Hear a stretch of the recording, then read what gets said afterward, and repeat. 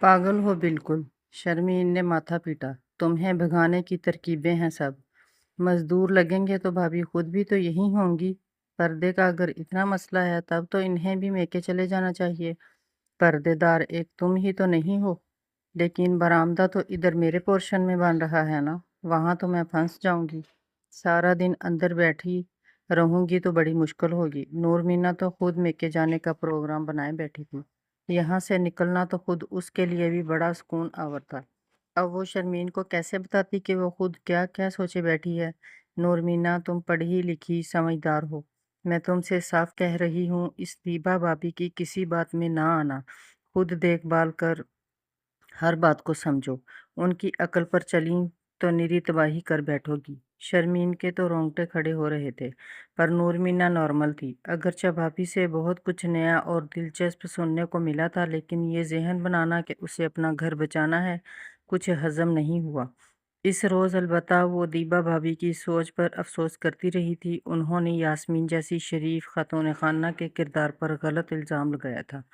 ये बात नूर मीना को देर तक डिस्टर्ब करती रही। किसी पर झूठ बहतान बांधना मामूली बात नहीं होती, और उन्होंने बिलावजह मुजम्मल और यास्मीन पर रकीक इल्ज़ाम लगाया था, और फिर मुजम्मल पर कम अक्ली के इल्ज़ाम। वो दोपहर को अपने कमरे के दरवाजे में खड़ी चाय पी रही थी। मुजम्मल दूर ड्योढ़ी के पास बाबा जान और नसीर भाई के साथ कोई बात कर रहा था। दोनों हाथ पुश्त पर बांध रखे थे। फिर कुछ देर बाद एक हाथ पीछे ही रखे दूसरे से माथे के बाल पीछे ले जाते वो किसी बात पर हल्का सा मुस्कुराया तो एकदम बड़ा ही मिचोर और सियाना लगा। दीबा भाभी की बातों ने उसके देखने का ढंग ही अलग कर दिया था। उनके मुताबिक वो उसे कम अक्ल समझ कर देखती थी, तो उसकी हरकत भी बेवकूफ़ों जैसी लगती। पहले दिन का बुरा तासुर पड़ा तो उसे मुजम्मल की सूरत भी बुरी लगने लगी थी, जबकि वो भाइयों में सबसे खुश शक्ल था। शर्मीन भाभी ने जब से बताया था कि वो गांव की कितनी मोतबर शख्सियत है, तब से जब भी उसकी मुजम्मल पे नज़र गई लगा ही नहीं पिछले एक महीने के दौरान यही शख्स उसका शौहर था। अचानक यूं लगा तो वो कोई और था, और न जाने कहाँ चला गया, और ये सामने दिखाई देता शख्स तो बिल्कुल ही कोई और था। इस मुजम्मल की संजीदा सूरत पर तो बड़ी मतानत थी, उसके तो मुस्कुराने में भी एक रौब था। बात करते मुजम्मल ने यूं ही इस तरफ देखा तो वो जल्दी से अंदर आ गई। उसे तैयारी करनी मुकम्मल करनी थी। कल सुबह उसे बाबा जान या मुजम्मल के साथ कोयटा जाना था, और अभी तो उसने ज़ोहरा को भी बताना था। क्या कह रही हो? कब? वो हैरत से चिल्ला उठी। निकल चुके हैं। तुम्हें बहुत कॉल मिलाई, तुमने उठाई ही नहीं। लेकिन क्यों? वहाँ क्यों जा रहे हो? नूर मीना का दिल डूब गया। दादी के रिश्तेदारों में शादियां हैं, उनके उनका रिश्ते का पोता खुद लेने आ गया, इसलिए जाना पड़ा। ज़ोहरा उसे बता रही थी, और नूर मीना ने मायूसी से लब भींच लिए। वो तो अगली शो मेके जाने के ख्याल से खुश हो रही थी, जबकि वो लोग तो घर बंद करके दालबंदीन रवाना हो गए थे। वो बाहर आई, उसे अब बाबा जान को बताना था। दीबा भाभी तो फिर सुबह सवेरे अपनी पुप्पी की कुलखानी पर चली गई थी। चलो शुक्र है। शर्मीन के चेहरे पर पड़ी खुशगवार सी हंसी आई। मैं तो पहले भी इस हक में नहीं थी। सुबह जब दीबा भाभी बड़े जोश से लिपट लिपट कर तुमसे मिल रही थी, मुझे बड़ा ताव आ रहा था उन पर, और तुम पर भी। वो तो चलो इसलिए खुश थी कि जान छूटी इस पढ़ी लिखी भला से। मुझे समझ में नहीं आया कि तुम किस हिसाब में इतनी खुश थी। लेकिन अब होगा क्या? नूर मीना ने बात बदली। कल से मजदूर आ जाएंगे, मैं अंदर कैसे? अरे तू यहाँ मेरी तरफ आ जाओ। हमारा एक कमरा खाली पड़ा है। नहीं भाभी, आपका दूसरा कमरा तो इतनी अच्छी तरह सेट है। सोफे निकाल कर चारपाइयाँ लगाना तो बड़ा ही बुरा लगेगा। क्या बुरा लगेगा? बच्चे और तैयारी मुकम्मल हो गया। बाबा जान इसी वक्त मतीन भाई के पोर्शन में दाखिल हुए। नूरमीना ने बाबा जान के साथ कोयटा जाना था, इसीलिए वो शायद तैयारी देखने आए थे। नूरमीना ने उन्हें बताया कि कोयटा जाने की अब ज़रूरत नहीं है, और ये परेशान है कि अब कहाँ रहेगी सारा दिन। परेशान होने का क्या बात है? वहाँ मेरा कमरा खाली कर दिया है मुजम्मल ने, और उधर चले जाओ। बच्चे, आपका कमरा क्यों खाली हो गया? शर्मीन ने ताज्जुब से पूछा। मैंने मुजम्मल से कहा, तुम्हारे दोनों कमरों में इतना ढेर सारा कीमती सामान रखा है, बहू अगर मेके चली गई तो मेरा बिस्तर यहीं डाल देना, सारा दिन मजदूरों पे नज़र रखूंगा। मुजम्मल तो कामकाज के लिए यहाँ वहाँ निकलता ही रहेगा। अरे हाँ नूर मीना, ये तो बहुत अच्छा ख्याल है। बाबा जान तुम्हारे कमरे में शिफ्ट हो गए हैं तो तुम उधर पुराने घर चली जाओ। वहां तो कमरे में बंद होकर भी नहीं बैठना पड़ेगा। उनका बरामदा सहन सब का रुख दूसरी तरफ है, पर्दा नहीं होगा। हाँ हाँ, आराम से आ जाओ इधर, मैं भी थोड़ा सा सो लेता हूँ। चलो ठीक हो गया, इसी में कोई बेहतरी होगी। अल्लाह का शुक्र। वो हाथ हिलाकर कहते वापस पलट गए। सुनो अब। शर्मीन ने उसके कान में सरगोशी की तो वो चौंकी। दीबा भाभी के आने से पहले शिफ्ट हो जाओ, वरना वो जब ना कहती हैं तो अमल भी करवा के दम लेती हैं। तुम्हारे हालात बिगाड़ने का कोई और तरीका सोच लेगी। अब तुम यहीं हो तो ज़रा आंखें कान सो दिमाग खुले रखो और खुद समझो हर बात को। शर्मीन तो एकदम मुस्तैद नजर आ रही थी, जबकि नूर मीना तो रुकने पर मजबूर हुई थी। उसके अंदाज में जोश मफकूद था। अपने कमरे में आई तो कुछ ही देर में शर्मीन मतीन भाई को साथ लिए पीछे पीछे आ गई। इब्राहिम को सुला आई हूँ, चलो शाबाश। शाम होने से पहले अपना ज़रूरी सामान उधर शिफ्ट करो। वो तो आस्तीन चढ़ाकर सरहाने कंबल भी उठाने लगी। लेकिन वो तो घर पे नहीं है, उनसे तो पूछ। नूरमीना को मुजम्मल का ख्याल आया, जो काफ़ी देर से कहीं गया हुआ था। उसे तो नूरमीना के प्रोग्राम कैंसिल होने का भी पता नहीं था। उससे क्या पूछना है, वैसे भी वो बड़े खान जी के डेरे पर गया है, कोई मामला हल करना था। तुम वक्त ज़ाया ना करो, उठो शाबाश। शर्मीन ने ताली बजाते फुर्ती का इशारा दिया तो वो भी काम में लग गई। मतीन भाई की मदद से बाबा जान का पलंग उनके घर से उठाकर नूरमीना के बेडरूम में लगा दिया और बाबा जान के कमरे की सफाई करके अपनी दो रंगीन चारपाइयाँ बाबा जान के कमरे में डाल दी। बाबा जान का कमरा पत्थरों और लकड़ी से एकदम पुराने स्टाइल में बनाया गया था। एक कोने में पुराना आतिशदान था, नक्शो निगार वाली लकड़ी की भारी दो कुर्सियां, मेज और एक पूरी दीवार लकड़ी के गहरे ब्राउन तख्तों से बनी हुई थी।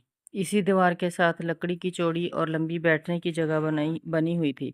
साथ कुछ रोल किए हुए बिस्तर, जिन्हें यकीनन सरमा में खोलकर जगह को गर्म बना लिया जाता होगा। मजमूई तौर पर वो एक बड़ा ही सूरत पहाड़ के रवायती तर्ज के कमरों जैसा था, कुछ नीम तारीख ठंडक का एहसास दिलाता हुआ सा। बलूची कालीन के टुकड़े भी कहीं कहीं दीवारों पर सजे दिखाई दे रहे थे। इस कमरे के बाहर खूब बड़ा सारा नीची छत वाला बरामदा था और बरामदे से निकलते ही पथरीला रास्ता और दोनों जानिब बाग। भाई और शर्मीन भाभी की मदद से उसने जल्द ही सारा ज़रूरी सामान यहाँ शिफ्ट कर दिया। चाय और खाने पीने के कुछ बर्तन भी वो उठा लाई। बड़े से बरामदे के एक कोने में पत्थर की छोटी दीवार वाला ओपन किचन भी था। कामकाज करके मतीन भाई और शर्मीन अपने घर चले गए और वो अपने पोर्शन से नहाकर कपड़े तब्दील करके वहाँ यहाँ वापस आ गई। पिछले पहर पहले तेज़ हवा चली और फिर तूफानी बारिश शुरू होगी। मुजम्मल जिस वक्त घर वापस आया पूरा भीग चुका था। वो अपने कमरे में पहुंचा तो बाबा जान को देखकर हैरान हो गया। उन्होंने ही मुजम्मल को सारी तफसील से आगाह किया। वो खामोशी से सुनकर नहाने चला गया। कपड़े तब्दील करके वापस आया तो बाबा जान ने चाय की ख्वाहिश जाहिर की। उनका खाना पीना दीबा भाभी के साथ था। उसी शाम तूफान की वजह से नसीर भाई भाभी और बच्चों को लेने भी न जा सके। अब उन्होंने अगले रोज़ ही वापस आना था। वो बाबा जान के घर में दाखिल हुआ तो नूरमीना बरामदे के किचन में नीचे चौकी पर बैठी चाय को केतली से एल्यूमीनियम की चैनक में उंडेल रही थी। शोख जामनी रंगीन कुंदनों और शीशों वाले रवायती ड्रेस में कुछ गीली लंबी लटें चेहरे पर गिर आई थीं। झुके चेहरे की वजह से उसकी लंबी सतवां नाक एकदम नुमायां हो रही थी। गुलाबी होंठ और झुकी आंखों के गुलाफी पपोटे और घनी पलकें। वो सर पे खड़ा बगौर देखे ही गया। पहली रात की भयानक लड़की बिल्कुल बदले रूप में सामने थी। चाय उंडेलकर उसने अचानक सामने फर्श पे रखी और स्टील की ट्रे सीधी करके इसमें प्यालियां सेट की। मुजम्मल के वहां आने और सामने मौजूद होने का उसे भी इल्म था। वो अकड़ों बैठकर ट्रे और चानक उठाने लगा। तुम्हारी चाय। उसने ख्याल आने पर हाथ वहीं रोककर नूर मीना को देखा और उसने भी मुखातब किए जाने पर बेसाख्ता सर उठाया। 28 दिनों में आज पहली मर्तबा उनकी आंखें चार हुई थीं। नूर मीना ने सर इस बात में हर हिलाकर दोबारा सर झुका लिया। मुजम्मल ने एक प्याली में अचानक से चाय उंडेली और फिर बाकी सामान लेकर वहां से चला गया। नूर मीना वहीं चौकी पे बैठे बैठे घूंट घूंट गर्म चाय पीने लगी। 28 दिन वहां रहते वो मियाँ बीवी एक दूसरे की आंखों में भी देख ना पाए थे और यहाँ बाबा जान के घर में पहला सामना देखने और बोलने से शुरू हुआ था। मुजम्मल की आंखें भी कितनी उदास सी थीं, जाने उसे क्या शिकवे थे। वो चाय खत्म करके बाहर बाग में निकल आई। बाबा जान के باغ میں آلو بخارے، کیلے اور انگور لگے تھے۔ وہ انگور کی بیل کے پاس آ کر اس کے چوڑے پتے کو ہاتھ میں لیے ابھی تک مزمل کو سوچ رہی تھی۔ وہ مزمل کے جس سے عنقریب اس نے طلاق اس بیچارے نے شادی کی تھی، سارے گاؤں کے سامنے دھوم دھام سے گھر سے باغی ہوئی عورت کی بیٹی کو وہ عزت بنا کر لایا تھا، اور آج وہ اپنے نامکمل گھر کو بھی پورا کر رہا تھا تو شاید اسی کی آسانی کی خاطر، اور وہ اس پہلی رات کے اس پہلے ادھورے جملے کی تاب نہ لاتے کتنی دور جا کھڑی ہوئی تھی۔ وہ کم عقل نہ تھا، وہ بد کردار بھی نہ تھا، وہ مزمل تو بس دیبا بھابھی کا تخلیق کردہ ایک فرضی کردار تھا جو صرف نورمینہ کے ذہن میں زندہ تھا۔ اور یہ مزمل اندر کمرے میں آ گئی۔ معلوم نہیں بابا جان کے گھر میں کیسی اپنائیت کی خوشبو تھی، کیسی مثبت لہریں تھیں جو اس کے رونگٹے کھڑے کر رہی تھی۔ آج سب کچھ تبدیل شدہ تھا۔ زیادہ اثر تو ظاہر ہے کہ شرمین بھابھی کے انکشافات کا تھا۔ آج اسے کھانا بھی خود بنانا تھا۔ اس نے دیبا بھابھی کے کچن میں آ کر سبزی وغیرہ دیکھی، آلو ہی ملے۔ اس نے آلو انڈے بنانے کا ارادہ کرتے انڈے ابالنے کے لیے چڑھا دیے اور دوسری دیگچی میں آلو کا سالن بنانے لگی۔ دیبا بھابھی تندور میں نان لگاتی تھی۔ آج تو پھر اس نے کچھ سوچ کر آٹا بھی گوندھ لیا، دل میں پختہ ارادہ کیا کہ آگے 15-20 دن وہ تینوں وقت کا اپنا اور بابا جان کا کھانا خود بنایا کرے گی۔ دیبا بھابھی کھلا پلا کر اسے احسانوں تلے دبا رہی تھی، اور پھر وہ جو بھی بولتی وہ مانتی چلی جاتی۔ اسے اب اپنی زندگی دیبا بھابھی کے احکامات کے بجائے خود کچھ فیصلے کرنے تھے۔ اس گھر کا، اس شادی کا سچ اپنے آنکھوں سے دیکھنا، اپنے ذہن سے سوچنا تھا۔ کوئی بھی اجلت کا قدم اسے کسی دوسرے کے کھودے ہوئے گڑھے میں بآسانی دھکیل سکتا تھا۔ ہمارا دلہن کے ہاتھ کا ذائقہ تو بالکل اپنے ساس جیسا ہے۔ وہ بالکل بھی ایسا آلو انڈے بناتی تھی۔ ابا جان مزے لے کر کھانا کھا رہے تھے۔ شام کو کھانا تیار ہونے کے بعد وہ مزمل کے ساتھ اپنے گھر کے برآمدے میں آ بیٹھے تھے۔ باغ سے پرے گھر کی دیوار کے بعد دور اونچا پہاڑ تھا جس پر کسی وقت تتلیاں چمک رہی تھیں۔ پشین خوبصورت تھا، پر بابا جان کے گھر سے دکھائی دیتا شام کا یہ منظر حسین پر اسرار بھی تھا۔ بابا جان، آپ ناشتے میں کیا لیتے ہیں؟ اس نے دھیمی آواز میں پوچھا۔ صبح میں ناشتہ خود بناؤں گی۔ ہم تو بچے ملائی اور چائے کے ساتھ رات والا نان تل کر کھاتا ہے، پر آج نان نہیں ہے، مڑا تو ایک روٹی بنا دینا۔ آپ۔ اس نے پانی کا گلاس مزمل کی طرف بڑھایا تو اس نے دوسری مرتبہ نور منا کو سر اٹھا کر اس کی آنکھوں میں دیکھا۔ یہی سالن تھوڑا سا بچا لو، چائے روٹی کے ساتھ، اس نے بتاتے ہوئے لہجہ سنجیدہ رکھنے کی کوشش کی، لیکن رکھ نہیں پایا۔ ہلکی سی مسکراہٹ چہرے پر آ ہی گئی۔ نور مینا جلدی سے رخ پھیر گئی۔ اس کا بار بار دیکھنا بری طرح دل دھڑکا رہا تھا۔ یہ آنکھوں میں دیکھنے کی کشش بھی بڑی خطرناک ہوتی ہے، دل دماغ پابند ہو جاتے ہیں۔ بابا جان ان کے کمرے میں چلے گئے تھے۔ وہ دونوں بھی اپنے کمرے میں آ گئے۔ بنا کچھ بولے ہی طے پا گیا تھا کہ ان دونوں نے آج سے یہیں رہنا ہے، ایک ہی کمرے میں۔ شرمین تو خیر چارپائیاں بھی ساتھ جوڑ کر گئی تھی۔ نور منا نے بعد میں تھوڑا فاصلہ کر دیا تھا۔ مزمل آ کر بستر پہ لیٹ گیا۔ اسے یہاں وہاں بے چین پھرتے دیکھا تو کروٹ بدل کر کپڑا آنکھوں پہ رکھ لیا۔ وہ لائٹ بجھا کر اپنے بستر پہ آ گئی۔ گھر والوں نے کب آنا ہے؟ اندھیرے میں مزمل کی آواز نے چونکا دیا۔ وہ سوچ میں پڑ گئی۔ کون گھر والے؟ دیبا بھابھی یا تمہارے گھر والے؟ شادی سے کب آئیں گے؟ اس نے خاموشی دیکھ کر وضاحت کی۔ اگر 3-4 دنوں میں واپسی ہے تو میں چھوڑ آؤں گا۔ اس نے خود ہی اگلی بات بھی مکمل کر دی۔ اور نور منا چپ کی چپ لیٹی رہی۔ مرد بھی کیا کم پیچیدہ ہوتے ہیں! ابھی تو وہ دیکھنے مسکرانے کے حملوں سے نمرد آزما تھی، اب یہ جملے! جب اس نے کہیں جانے کا کہا ہی نہیں تو سوتے سوتے یہ پتھر ضرور پھوڑنا تھا۔ نور مینا نے غصے سے کروٹ بدلی۔ ہم عورتیں ہی پاگل ہیں، مطلب کچھ کا کچھ لیتے ہیں، پل میں خیالات کے دھارے پہ بہنا شروع کر دیتی ہیں۔ کل صبح ہی زہرہ کو کال کرتی ہوں۔ شادی تو ظاہر ہے 3-4 دن سے زیادہ نہیں چلے گی، اور یہاں کا کام 15-20 دن سے بھی کچھ اوپر کا ہے۔ مزمل نہیں رکھنا چاہتا تو میں بھی کیوں زور زبردستی کروں؟ پھر مجھے کیا پتا دیبا بھابھی سچی ہیں یا شرمین؟ ایک بار کا آنکھیں چار ہونا دنیا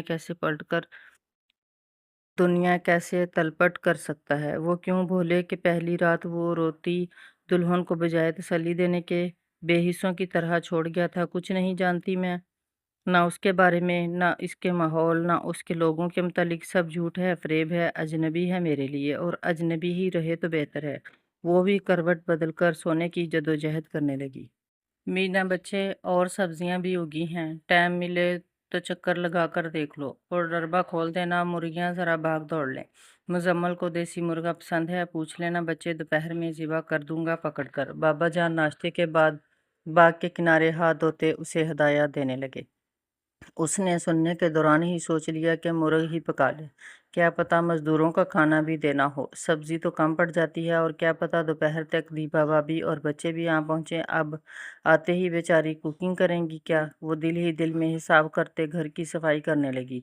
नाश्ते के बर्तन और किचन की जगह उसने साफ कर ली थी। मुजम्मल के 2 कपड़ों के जोड़े वो अलमारी से साथ उठा लाई थी। सुबह उसे भी सूट इस्त्री करके थमाया। बाबा जान के घर की हवा अलग थी। महीने बाद सब कुछ बदला बदला था। ना तो उसने पिछले 1 महीने में कभी एक भी बार मुजम्मल को नाश्ता दिया था, ना कपड़े इस्त्री किए थे। दीबा भाभी कुछ करने ही न देती। वो तो जैसे होटल के कमरों में रहने वाले 2 अफराद अलग अलग थे। बाबा जान मुर्गा ही पकड़ लें। उसने झाड़ू रोक कर फैसला सुनाया। ठीक ठीक है बच्चे, मुर्गा पकड़कर वहीं ले जाता हूँ, ज़िबा करके भिजवा दूंगा। मजदूर आ गए होंगे, मुजम्मल अकेला संभाल रहा होगा। वो भी अपनी कहकर डरबे की तरफ बढ़ गए। काम काज मुकम्मल करके वो भी नहाने चली गई। इस पुराने घर का गुसलखाना लॉन के एंड पर था। वो नहाकर आई और बाल सुलझाने लगी। तभी मुजम्मल ज़िबा किए मुर्गे को परों से पकड़कर वापस आया। नज़र नूरमीना पर पड़ी तो ठटक कर वहीं रुका। सुर्ख लिबास, गीले बाल, साफ सुथरी सी नूरमीना और यह गर्दन से टपकते खून वाला मुर्ग। उसने बारी बारी दोनों को देखकर कान की लो खुजाई। नूरमीना भागकर स्टील का थाल उठा लाई। मैं ही साफ कर देता हूँ, वो मुख्तसर तरीन तजज़िया करते वहीं नीचे चौकी पर बैठ गया। नूरमीना को खफत ने घेरा तो छुरी लिए सामने दूसरी चौकी पर आ बैठी। साफ करना आता भी है? मुजम्मल ने छुरी का कट लगाकर मुर्गे की परों वाली खाल को गोश्त से जुदा किया। नूरमीना ने शर्मिंदगी से नफ़ी में सर हिलाया तो चेहरे पर हल्की मुस्कान भी थी। ये बाबा जान के घर की फिजा भी कितनी अलग है। कहीं अम्मा की भटकती रूह तो इसमें सुधार नहीं गई? वो भी महीने भर बाद मौसूल होने वाली पहली मुस्कुराहट पर सोचे बिना ना रह सका। तो फिर सीख लो, कभी मैं नहीं भी होता घर में तो तुम्हारे काम न रुके रहें। वो बड़ी नरम खोई से बात बढ़ा रहा था और नूरमीना सोच रही थी दीबा भाभी के मुताबिक तो वो जल्द अज जल्द किसी फैसले पर पहुंच रहा है। पढ़ी लिखी बददिमाग औरतें इससे बर्दाश्त नहीं होती। तो फिर वो मुस्तकबिल की बातें। मुर्गी की रान हाथ से फिसली और उंगली छुरी से जा लगी। हुई। उसने डर कर मुट्ठी भींची और मुजम्मल ने काम छोड़कर उसका हाथ अपने दोनों हाथों से थाम लिया। क्या हुआ? वो उसकी उंगलियों को देख रहा था। नूरमीना ने सर नफी में हिलाया। उसकी सरमई ब्राउन ब्राउन सी चमकती आंखों में शरारत थी। मुजम्मल हाथ थामे आंखों में देखे ही गया और बाग से बरामदे में कदम रखती दीबा के पांव को ये मंजर देखकर ठोकर लगी। मुजम्मल ने घबराकर हाथ छोड़ा और नूरमीना भी उठ खड़ी हुई। बस ये हो गया काम, धो लो अब इसको। मुजम्मल हाथ झटकता हुआ कोने से निकल गया। नूरमीना ने दीबा की तरफ देखा जिसके चेहरे का तासुर साफ अयां था, पर वो जबरदस्ती मुस्कुराने की कोशिश कर रही थी। मुझे तो अभी पता चला कि तुम नहीं जा सकी। जी, आगे घर पे कोई नहीं था। वो थाल उठाकर नलके पर गोश्त धोने लगी। अरे तो यहाँ ठिकाना करने की क्या जरूरत थी? मेरा घर खाली पड़ा था, उधर आ जाना था। बाबा जान ने कहा था, नूरमीना ने मुख्तसर जवाब दिया। गोश्त संभाल कर रखा और हाथ धोकर भाभी को बैठने का इशारा किया। तभी मुंजा मोमना के साथ एक बुर्का पोश लड़की घर में दाखिल हुई। हाल में आकर बुर्का उल्टा और नूरमीना से मुसाफा किया। मेरी बहन बुशरा, दीबा ने मुस्कुराकर तारुफ कराया। ये तो कम कम ही इधर आती है। अभी फूफी फोत हुई तो ये बहुत दुखी थी। फूफी की बेटी बनी हुई थी ना। मैंने कहा मेरे साथ चलो। दीबा के वजाहती बयान पर नूरमीना चौंकी तो थी, पर उसे इस वजाहत की समझ नहीं आ सकी। नूरमीना ने यूं ही लड़की को फिर तवज्जो से देखा। दीबा भाभी की तरह ही छोटे कद की गोल मटोल सी थी। कोई भी माहौल तब तक नापसंदीदा और अजनबी होता है जब तक आप वहाँ के इंसानों से अनजान और खिंचे खिंचे रहते हैं। कोयटा से विदा होकर इसकी कार जब पशीन के रास्ते पर रवाना हुई तो वो दिन का अव्वल वक्त था। खिड़की के बाहर चटियल पथरीले मैदानों और आबाद बेआबाद इलाकों का सफ़र लम्हा लम्हा उसकी सांसें निचोड़ रहा था। यह तस्वर कैसा जां गुसल था कि वो एक अपनायत भरे मानूस माहौल से एकदम अनजान जगह जा रही थी, वो भी गालिबन हमेशा के लिए। लेकिन इंसान कहीं भी रहते हों, किसी न किसी मौका पर एक दूसरे से जुड़ ही जाया करते हैं। पिछला 1 महीना भले इसी सोच में गुजरा था कि इसे उस माहौल से निकलना है, और हालात भी तो इसी जानब इशारा कर रहे थे कि यहाँ गुजारा मुमकिन नहीं। पर गुजरे 2 दिन पिछले पूरे 1 माह से अलग गुजरे थे। مزدوروں کی چھٹی کے بعد بھی وہ سب کمروں میں تھے۔ مہینے بھر میں ہی موسم کافی تبدیل ہوا تھا۔ پہلے تو دیپا بھابھی پچھلے پہر باہر چارپائیاں نکالا کرتی اور سب باہر آ بیٹھتے، پر آج وہ بابا جان کے کمرے سے نکل کر اپنے صحن میں آئی تو سب کو اندر پا کر شرمین بھابھی کے پاس نکل آئی۔ وہ آٹا گوندھ رہی تھی، ساتھ ہی چارپائی کی سائڈ پر چادر باندھ کر ابراہیم کا پالنا بنایا ہوا تھا۔ وہ اس پالنے میں لیٹا رو رہا تھا اور باہر نکلنے کے لیے ہاتھ پاؤں مار رہا تھا۔ نور مینا نے اسے باہر نکال کر بازوؤں میں لیا۔ کیوں بیچارے کو اندر گھسا رکھا ہے؟ کیا کروں مڑے، متین گھر پہ نہ ہو تو اسی طرح گزارا کرنا پڑتا ہے، پاس بٹھاؤں تو گھٹنوں کے بل کہاں سے کہاں نکل جاتا ہے۔ تو بھابھی مجھے دے دیا کریں، سارا دن تو فارغ رہتی ہوں۔ چاہتی تو میں بھی ہوں کہ کوئی نہ کوئی لے جایا کرے، اور منزا مومنا تو پیار بھی بہت کرتی ہیں، لیکن دیبا بھابھی انہیں ایسے ڈانٹتی ہے کہ الٹے پیروں واپس دے جاتی ہے۔ ہائے اللہ، ایسا کیوں؟ اس نے کیوٹ سے ابراہیم کے بکھرے ہوئے بال ماتھے سے ہٹا کر اس کے پیشانی چومی۔ اب میں جو بری ہوں تو میری ہر چیز بھی بری لگتی ہے۔ خیر وہ چھوڑو، تم بتاؤ، سنا ہے بشرا آئی ہے، تم سے ملاقات ہوئی؟ جی ملی ہوں۔